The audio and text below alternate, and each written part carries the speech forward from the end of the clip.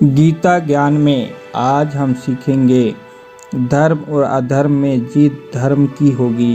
ये जानते हुए भी स्वार्थी मनुष्य अपना स्वार्थ व इच्छा नहीं छोड़ता और उसे कर्तव्य का नाम देकर अपनी लालसा पूरी करने का प्रयास करता है। आइए हम इसे एक कहानी के द्वारा समझते हैं। इस कहानी में एक गांव में पति पत्नी रहते थे। पति बहुत मेहनती और धर्म के मार्ग पर चलने वाला था, किंतु पत्नी बहुत छोटी छोटी बात पर लड़ती थी। एक बार पति ने निराश होकर अपने गुरु से प्रार्थना की कि वह उसके दुखों को दूर करे। गुरु ने उसे एक चमत्कारी सिक्का दिया और कहा कि वह इस सिक्के से कोई भी 3 वरदान मांग ले। व्यक्ति सिक्का लेकर घर आया और पत्नी को सारी बात बताई। पत्नी ने कहा कि वह इस चमत्कारी सिक्के से बहुत सारा धन मांगेगी। पति ने कहा, हमें धन प्राप्ति के बाद कुछ हिस्सा अवश्य दान करना चाहिए। पत्नी पति की बात सुनकर क्रोधित हो गई और पति को कहने लगी, उसे तो अपनी पत्नी दिखाई ही नहीं देती, उसे तो केवल दूसरे लोगों की ही चिंता रहती है। उसका क्रोध इतना बढ़ गया कि उसने चमत्कारी सिक्के से गुस्से में प्रार्थना की कि उसके पति को इन 2 आंखों से उसकी पत्नी दिखाई नहीं देती, इसलिए उसके 20 आंखें निकल आए। उसी समय उसके पति के मुंह पर 20 आंखें निकल आई। थोड़ी देर बाद क्रोध शांत होने पर पत्नी दुखी हो गई।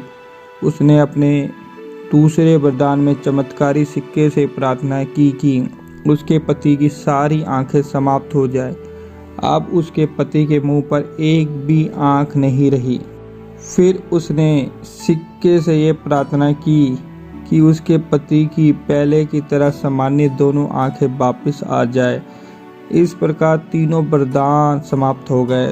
दुर्योधन को भी भीष्म पितामह, गुरु द्रोणाचार्य और कई महान योद्धा का साथ मिला, जो किसी वरदान अथवा भगवान के आशीर्वाद से कम नहीं था।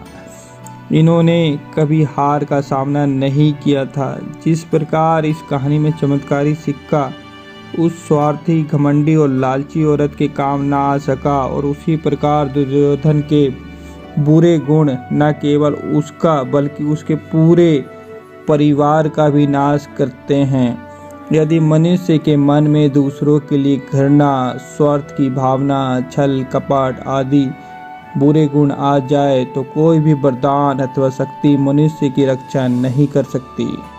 गीता ज्ञान में आइए हम इसे और अच्छे से समझें। दुर्योधन पहले ही पांडवों की सेना के बारे में गुरु द्रोणाचार्य को बता चुका है। इस प्रकार अब वह अपनी सेना व उसके मुख्य योद्धाओं के बारे में बताकर आत्मविश्वास बढ़ा रहा है।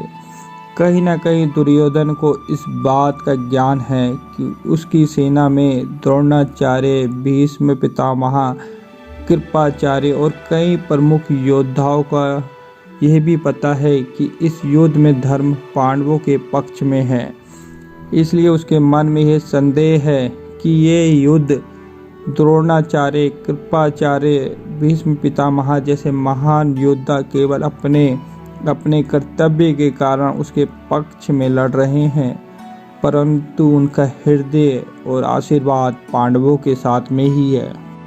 सभी बुरे गुण जैसे स्वार्थ की भावना, लालच, घमंड, अपने ही भाइयों से नफरत, छल कपट करना आदि दुर्योधन में थे।